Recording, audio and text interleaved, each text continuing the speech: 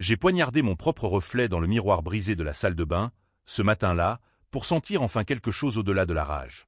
Ma sœur, cette vipère aux lèvres peintes en rouge sang, m'avait volé non seulement mon poste, mais aussi l'homme que je croyais aimer.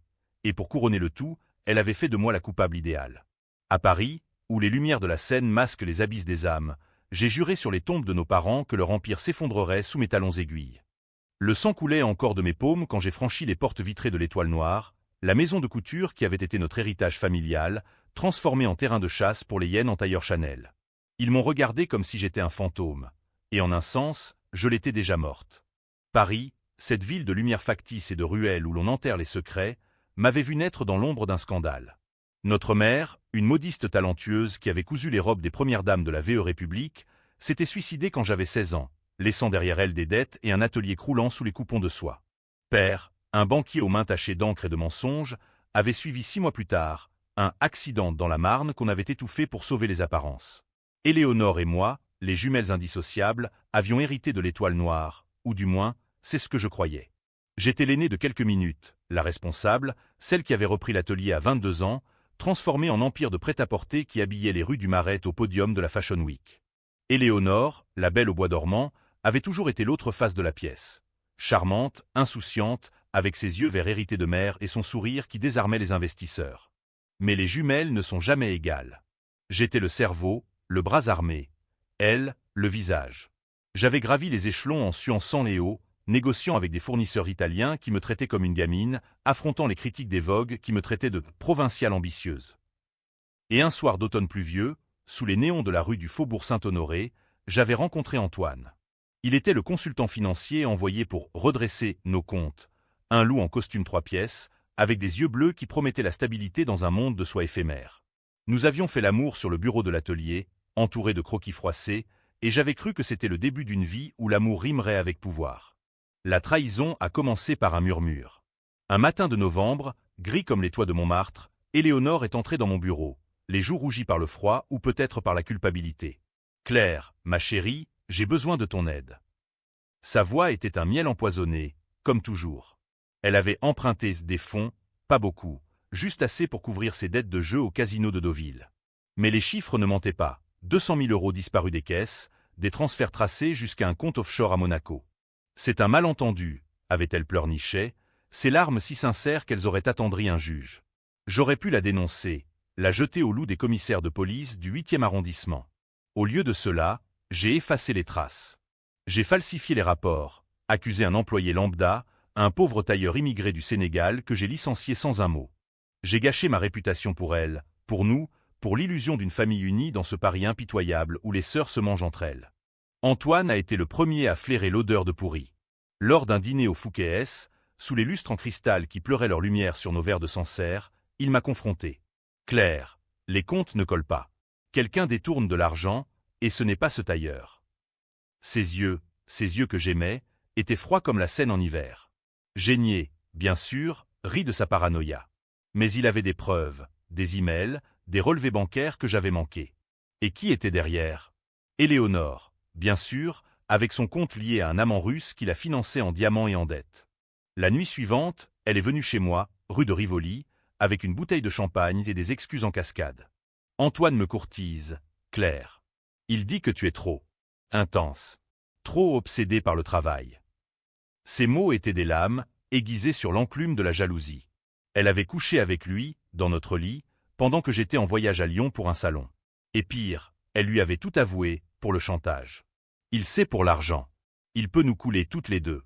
Mais si je deviens sa muse, il nous sauvera. Sa voix tremblait, mais ses yeux brillaient d'une lueur que je connaissais trop bien. Celle de la victoire. Le lendemain, le conseil d'administration s'est réuni en urgence. Antoine présidait, son sourire carnassier masqué par un air de regret. Claire, nous avons des divergences irréconciliables. Ton management. Il a mené à des irrégularités financières. Les mots tombaient comme des guillotines. Éléonore, assise à sa droite, évitait mon regard, ses ongles vernis tapotant la table en acajou. Ils m'ont viré sur le champ, avec une indemnité ridicule et une clause de confidentialité qui m'empêchait de parler. J'ai quitté l'immeuble sous la pluie, mon carton sous le bras, tandis que Paris me crachait son indifférence. Ma sœur avait pris ma place, directrice créative, muse d'Antoine, et accessoirement, voleuse impunie. Mais la rage, à Paris, n'est pas une émotion passagère. C'est un vin qui fermente dans les veines, un poison qui distille des plans sur des années. J'ai commencé par les ombres. Un studio minuscule à Belleville, payé avec mes économies, où je passais les nuits à éplucher les rapports publics de l'Étoile Noire. Antoine avait restructuré, levée de fonds auprès d'investisseurs qataris, expansion vers le luxe éco-responsable, un mensonge vert pour laver l'argent sale. Éléonore signait les collections, ses robes inspirées de nos souvenirs d'enfance, mais cousues par des mains anonymes en Asie. Il prospérait, pendant que je sombrais. Le premier coup a été discret, comme un parfum de jasmin dans le vent. J'ai contacté un hacker freelance, un gamin de Nanterre avec un tatouage de la Tour Eiffel sur l'épaule, qui a infiltré leur serveur.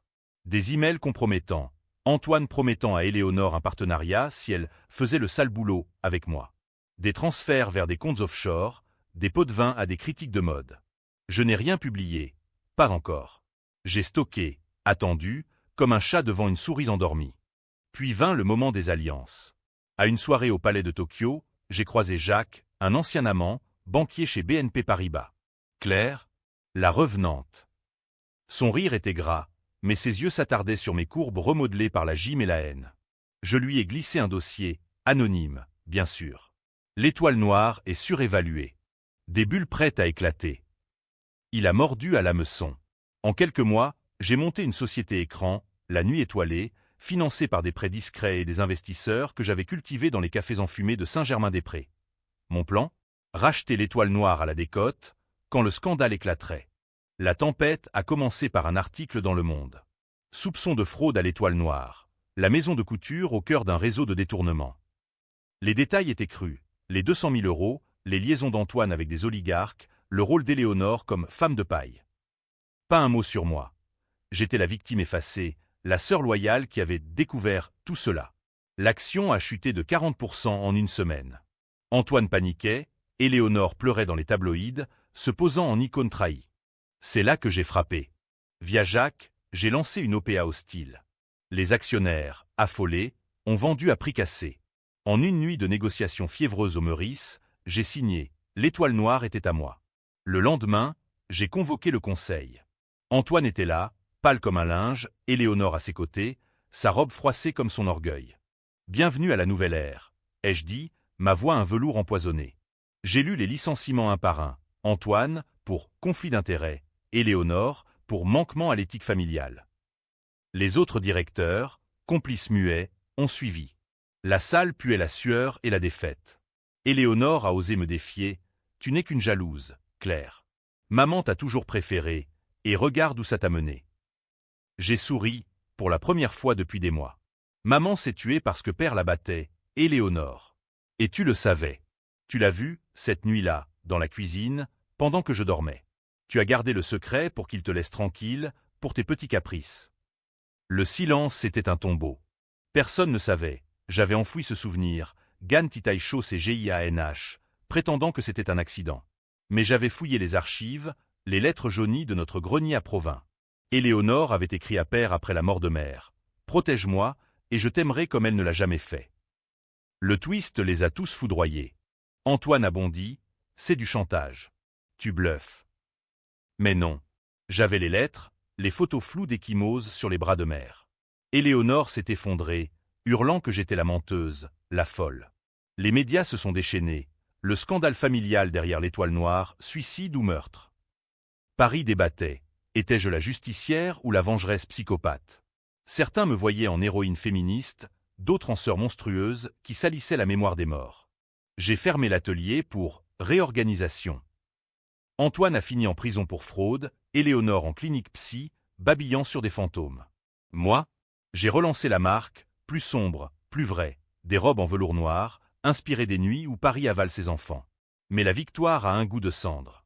Chaque matin, je regarde mon reflet, celui que j'ai poignardé, et je me demande si la trahison n'était pas en moi dès le début. Ai-je sauvé l'héritage, ou les jeux enterrés avec eux?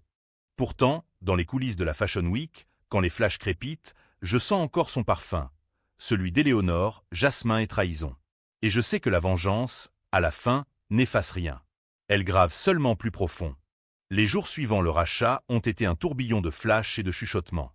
Paris, Cette grande commère en escarpin digérait mal les retournements de fortune. Mon portrait ornait les unes de Libération. Claire Duval, la jumelle vengeresse, reprend l'empire familial. Les féministes m'idolâtraient, une femme qui brise le verre patriarcal à coups de talon. Tandis que les conservateurs me lapidaient, une hystérique qui détruit pour un caprice fraternel. J'adorais ça. La controverse était mon nouveau parfum, plus enivrant que le Chanel numéro 5. J'ai installé mon quartier général dans l'ancien bureau d'Antoine, surplombant les Champs-Élysées. Les meubles en cuir sentaient encore son aftershave, un musc bon marché qui me donnait la nausée. J'ai tout brûlé dans la cour intérieure, un feu de joie pyromane où j'ai jeté aussi les croquis d'Éléonore. Ces robes fluides qui copiaient mes idées, ces motifs floraux qu'elle volait à nos souvenirs d'enfance à Provins, quand nous courions dans les champs de lavande sous le regard absent de mère.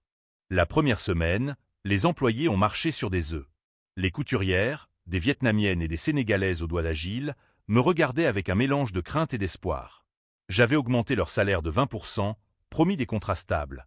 Un geste calculé pour ancrer ma légende de sauveuse. « Madame Duval, vous êtes comme une lionne », m'a dit Fatima, la chef d'atelier, en me tendant un café serré. Lionne? Plutôt une panthère, tapie dans l'ombre, prête à bondir sur quiconque oserait griffer. Mais les ombres persistaient. Une nuit, seul avec une bouteille de cognac Louis XIII, un vestige du règne d'Antoine, j'ai ouvert le tiroir secret de son bureau. Des photos, Éléonore et lui, nus sur une plage de Biarritz, son ventre légèrement arrondi. Enceinte. De lui. Le monde a basculé. Pas de l'amour, non, de la bile pure. Elle n'avait pas seulement volé mon poste. Elle portait son enfant, un Duval bâtard qui hériterait peut-être de tout si je flanchais. Le lendemain, j'ai convoqué son avocat. Un type bedonnant de Neuilly, avec une cravate en soie qui hurlait « corruption ». Ma sœur veut sa part. L'héritage est à nous deux. J'ai ri, un rire qui a résonné comme un glas dans la pièce au mur lambrissé. L'héritage? Elle l'a dilapidé en caviar et en amants. Dites-lui que si elle parle des lettres, je publie tout. Son silence complice sur les coups de pair, sa main dans les détournements.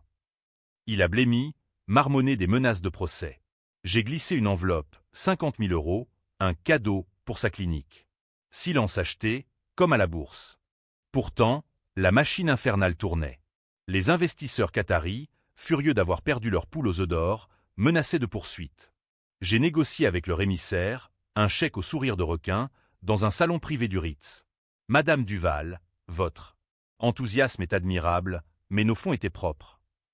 Propres. J'ai souri, servi du thé à la menthe. Propre comme l'argent du gaz qui finance des guerres.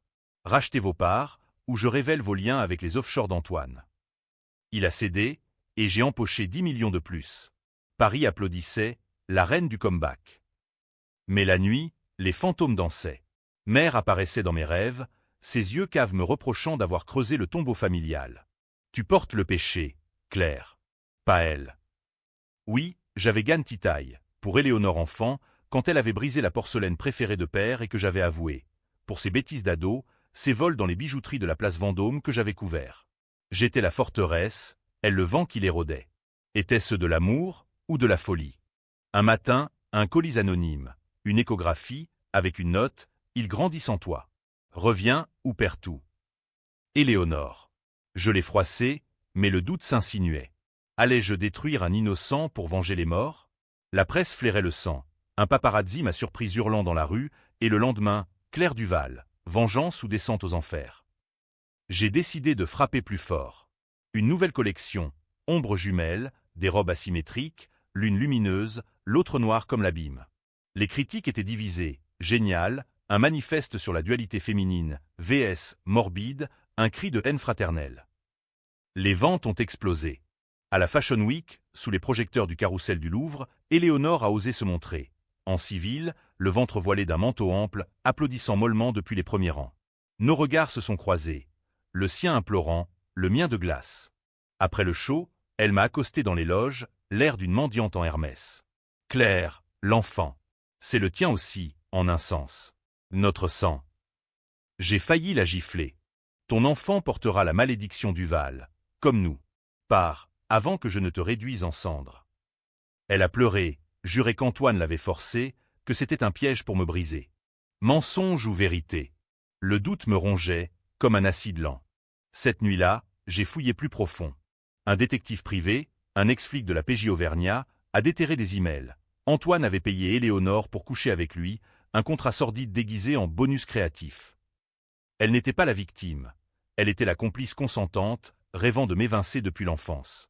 Claire est trop forte. Si elle tombe, je brille. Ces mots, noir sur blanc. La vengeance appelait la vengeance. J'ai leaké les emails à Mediapart. Scandale B, l'étoile noire, un inceste financier et fraternel. Éléonore s'est effondrée publiquement, avortant dans la foulée, ou du moins, c'est ce que disaient les rumeurs. Antoine, libéré sous caution, m'a menacé par avocat. Tu paieras pour ça, salope. J'ai ri, en voyant une photo de lui en prison, torse nu, tatoué d'un « propriété de l'État ». Mais le twist se préparait dans l'ombre. Jacques, mon allié banquier, m'a convoqué un soir au Georges V. Claire, il y a un problème. Tes fonds. Ils viennent d'un compte lié à ton père. Des actifs cachés, blanchis via des triades chinoises pour couvrir ses dettes de jeu. Mon sang s'est figé. Père n'était pas mort d'un accident. Il s'était suicidé, ruiné, me léguant une bombe à retardement. Et moi, en rachetant l'étoile noire, j'avais activé le détonateur. Les autorités frappaient à la porte. Paris, maudite Paris, riait de moi. Étais-je la vengeresse triomphante ou la héritière d'une malédiction? La nuit tombait, lourde de promesses brisées, et je savais que le vrai combat ne faisait que commencer.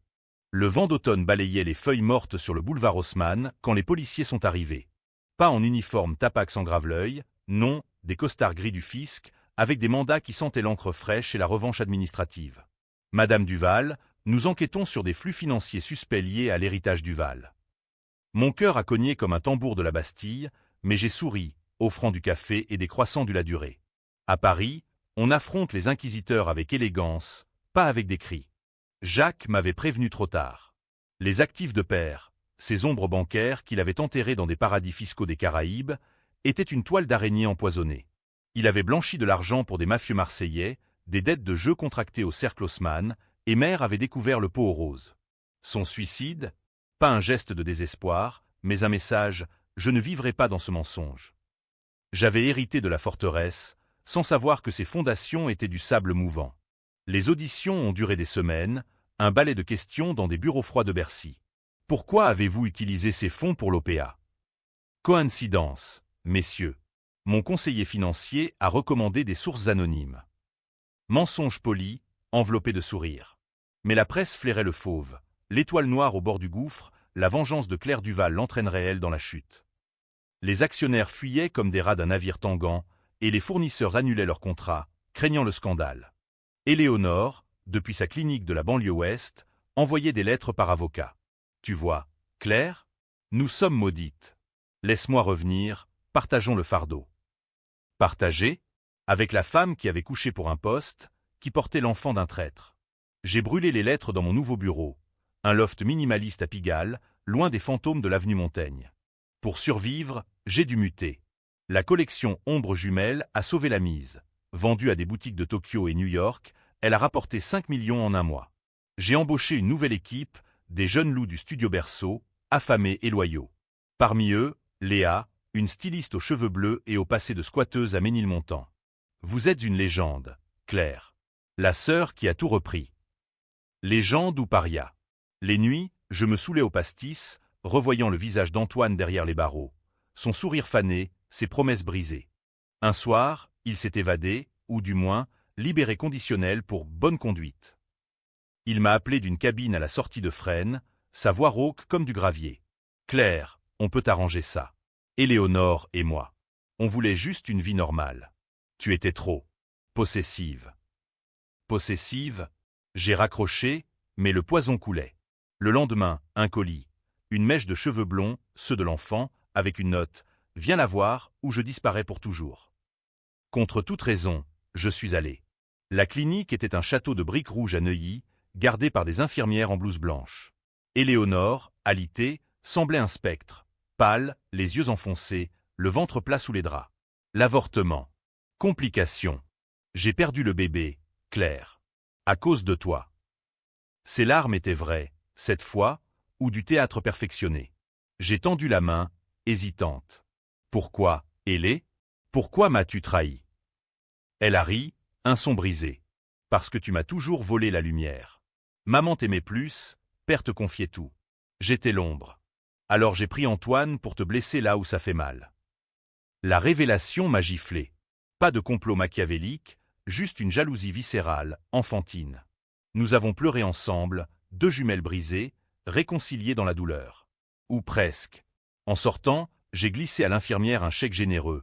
Gardez-la ici. Indéfiniment. Pas de la haine, de la pitié calculée. Elle resterait enfermée, soignée, mais hors jeu. De retour à l'atelier, la tension montait. Les fiscards fouillaient plus profond, déterrant des liens avec les triades. Père avait financé des cargaisons de soie contrefaites via Hong Kong. L'Étoile Noire risquait la saisie. J'ai convoqué une assemblée générale d'urgence, face à des employés terrifiés. Nous allons nous battre. Nouvelle ligne, héritage sombre, des pièces upcyclées de nos archives, un cri contre l'oubli. Applaudissements timides, mais Léa a crié « Pour Claire ». Le feu s'est rallumé. Antoine a réapparu lors d'une preview au Bon Marché. Il s'est faufilé dans la foule, un chapeau fedora masquant son visage émacié. « Claire, écoute-moi. J'ai des preuves. Ton père a tué le mien, dans une dette de jeu. C'est pour ça qu'il s'est suicidé. Tout est lié. » Le twist me coupa le souffle.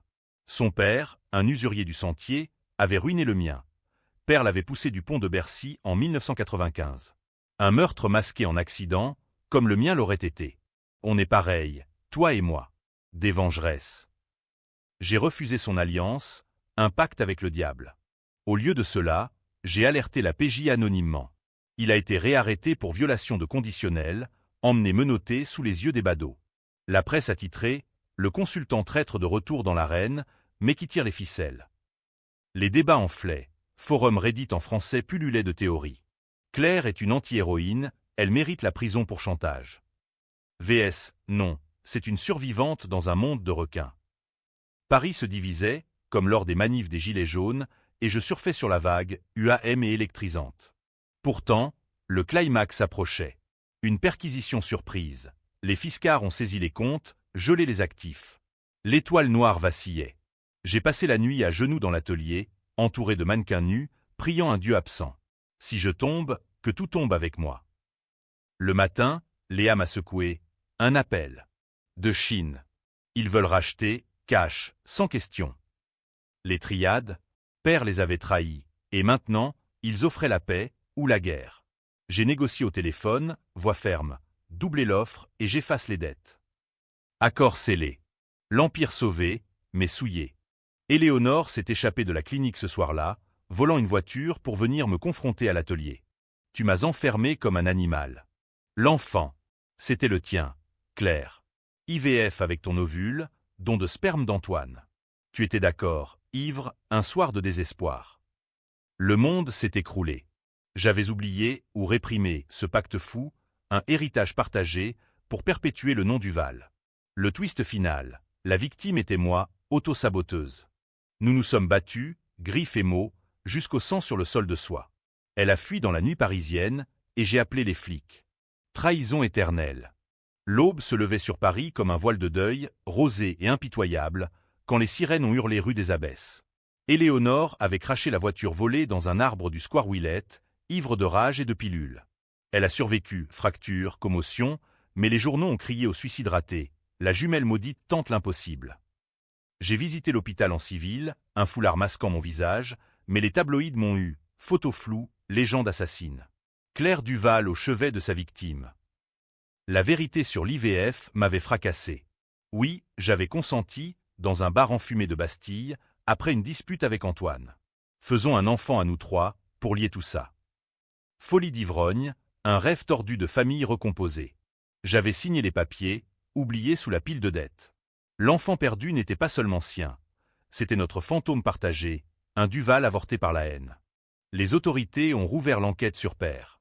Des témoins anonymes, payés par qui? On parlait d'un corps repêché dans la Marne en 95, pas Père, mais l'usurier du Sentier. Il a poussé l'autre, puis sauté. Double meurtre-suicide, un cycle de vengeance qui remontait à la Libération, quand nos grands-pères s'étaient entretués pour une femme dans le Paris occupé. L'héritage n'était pas des robes, mais du sang. L'Étoile Noire, saignée par les saisies, ne tenait que par les Chinois. Leur argent coulait à flot, soit authentique de Suzhou, ouvrier sous-payé mais discret. J'ai lancé Héritage sombre en fanfare au Grand Palais, un défilé sous une verrière de fer forgé, modèles en noir et or marchant comme des spectres. Léa signait les croquis, son talent brut effaçant les traces d'Éléonore. La foule, Anna Wintour, des stars de Canal+, applaudissait, mais les murmures persistaient, c'est du sang sur la soie. Antoine m'a écrit de prison, libère-moi, et je témoigne pour toi. Ton père a tué le mien, on efface la dette. J'ai déchiré la lettre, mais le doute gangrenait. Étais-je la continuatrice ou la briseuse de chaînes? Une nuit, j'ai conduit jusqu'à Fresnes, sous une lune laiteuse. Visite conjugale, ironie, nous n'avions jamais épousé. Il était voûté, les yeux injectés. Claire, Éléonormand. L'IVF, c'était son idée, pour te piéger. Elle voulait l'enfant pour hériter seule. Nouveau twist, elle avait falsifié ma signature, usant d'un notaire complice. La rage m'a submergé. J'ai exigé des preuves, il en avait, cachées dans un coffre à la Banque de France. En échange, j'ai payé un avocat véreux pour accélérer sa libération. Paris, ville des pactes démoniaques, tolérait tout pour un scoop. Libéré, Antoine est venu à l'atelier, un fantôme en par-dessus usé. Nous avons fouillé les archives ensemble, un duo improbable sous les néons froids. Les documents confirmaient. Éléonore avait ourdi le plan, promettant à Antoine la moitié si je tombais. Elle t'a toujours haï, Claire. Pour mère, elle pensait que tu l'avais volée en étant l'aînée. Haine atavique, un venin transmis par le lait maternel. Nous avons confronté Éléonore à l'hôpital, Antoine et moi, comme des justiciers tordus. Elle a ri, hystérique. Oui, j'ai tout manigancé. Pour être libre, loin de cette famille de monstres. Père battait mère, mais c'est toi qui l'as poussé. Claire, je t'ai vu, cette nuit, la supplier de se taire. Le choc, un souvenir réprimé, moi, 16 ans, criant à mère tais-toi, ou il nous tuera tous. Avait-elle sauté par peur, ou par ma faute? La salle s'est remplie de cris, d'infirmières séparant les jumelles déchaînées. Éléonore a fait une crise, sédatée, tandis qu'Antoine et moi fuyions dans la nuit. On recommence à zéro, a-t-il murmuré, sa main sur la mienne. J'ai retiré la mienne, trop tard pour l'amour, trop tôt pour la haine. Les médias explosaient, triangle infernal à l'étoile noire, inceste, meurtre et un enfant fantôme. Les débats divisaient la nation, pétition pour ma canonisation comme icône de résilience, contre-manif accusant de manipulation. Sur X, vengeance Duval-Tranding, avec des mèmes de moi en guillotine fashion. Pourtant, la tension culminait. Les Chinois exigeaient plus, contrôle majoritaire, ou ils coulent tout. J'ai refusé, déclenchant une guerre économique, contrefaçon inondant le marché, boycott en Asie. L'atelier fermait, employé au chômage, et Léa me quittait, c'est trop toxique, Claire. Sauve-toi. Seul, j'ai décidé le coup final. Une conférence de presse au Lutetia, l'étoile noire ferme. Mais pas par défaite, par renaissance. Je rends les clés au créancier, et je pars. Mensonge. En coulisses, j'avais vendu en sous-main à un consortium français, effaçant les dettes chinoises. L'empire sauvé, mais anonyme, je disparaîtrais, une ombre. Éléonore, libérée, m'a appelé, rejoins-moi à Provins. On enterre tout. Piège ou rédemption. J'ai conduit, la Marne scintillant comme un serpent. La route vers Provins serpentait comme les mensonges de notre enfance, sous un ciel d'ardoise qui promettait la tempête. J'avais laissé Antoine à Paris, un baiser d'adieu sur le perron de l'hôtel, pas d'amour retrouvé, juste une trêve entre survivants. Si tu as besoin, appelle. Besoin? Je n'en aurai plus jamais, ou du moins, c'est ce que je me disais, talons enfoncés dans l'accélérateur de la déesse cabossée. La maison familiale, ce manoir renaissance aux murs lézardés, se dressait comme un reproche. Éléonore m'attendait sur le perron, emmitouflée dans un châle de laine tissé par mère, ses yeux verts rougis par les larmes ou le vin. Entre, Claire. On a à parler. La cuisine sentait le pain grillé et la moisissure, un mélange qui ravivait les fantômes. Nous nous sommes assises à la table en chêne, celle où père signait ses faux chèques, où mère cousait ses rêves en silence. Je ne te hais plus, a-t-elle dit, versant du calvados dans des verres ébréchés. J'ai menti pour l'IVF, c'était vrai, ton consentement. Mais l'enfant, il était pour nous unir, pas te détruire. Ces mots coulaient, un torrent de confessions, la jalousie enfantine, les vols pour attirer l'attention, la liaison avec Antoine pour me forcer à lâcher prise. Tu étais la parfaite, Claire. Moi, la ratée. Alors j'ai tout saboté. J'ai écouté, le cœur un nœud de ronce. Et père? Les coups. Elle a baissé les yeux. Il battait mère, oui. Mais c'est moi qui ai dit à Antoine pour les dettes, pour qu'il nous sauve. Et pour le meurtre. Il l'a poussé, mes pères m'avaient promis. Si tu parles, on te perd. Silence pesant, brisé par le tic-tac de l'horloge comtoise. Nous étions des poupées russes de culpabilité, chacune gagne titaille pour l'autre. Dehors, la pluie s'abattait, transformant les champs en boue. Et maintenant? Ai-je demandé. Elle a souri, triste. On brûle tout. Les lettres, les archives. Et on repart. Idéaliste, comme toujours. Mais au fond de moi, la panthère grondait. J'avais apporté un briquet, un bidon d'essence, pas pour la maison, mais pour les illusions. Nous avons fouillé le grenier, poussière des toiles d'araignée comme un linceul. Les lettres de mère. Claire, protège ta sœur. Elle est fragile. Ironie cruelle. Puis, un dossier caché, le vrai testament de père. Pas pour nous, pour une bâtarde, une fille illégitime à Marseille, qui hériterait de tout si nous échouions.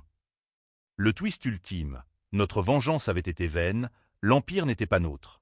Éléonore a éclaté en sanglots. On n'est rien, Claire. Des ombres. J'ai allumé le feu, les flammes léchant le papier comme une absolution. Mais alors qu'elle se tournait, j'ai vu le couteau, celui de la cuisine, qu'elle serrait dans son dos. Pour de vrai, cette fois, a-t-elle murmuré. Lutte fratricide, corps emmêlé dans la paille, mes ongles dans sa gorge, les siens dans mes yeux. Elle a glissé, la lame s'enfonçant dans son flanc, accident ou destin. Je l'ai tenue, son sang chaud sur mes mains, tandis que la pluie noyait le cri. Appel anonyme aux pompiers, fuite dans la nuit. Paris m'a avalé, une fugitive en taxi, direction l'aéroport d'Orly. L'étoile noire? Vendue au consortium, anonymement, les Chinois floués par des proxys. Les nouvelles ont éclaté, mort suspecte à Provins, lien avec le scandale Duval. Moi? Disparu, une légende UAM. Certains disent que j'ai fui à Lisbonne, d'autres que je hante les podiums incognito. Antoine a pris la tête, réhabilitant l'Empire en hommage aux sœurs perdues. Ironie. La vengeance m'a libéré, ou damné. Dans un café de la rue Oberkampf, sous un faux nom, je couds des robes pour des clientes anonymes. Chaque point est une cicatrice, chaque fil un souvenir. Paris pardonne tout, mais n'oublie rien. Et moi, je vis dans l'ombre, attendant le prochain twist. Car dans cette ville, la fin n'est jamais la fin. Bi kịch hay có hậu? À vous de juger. La guillotine de la mode tombe toujours. Mais qui tient la corde?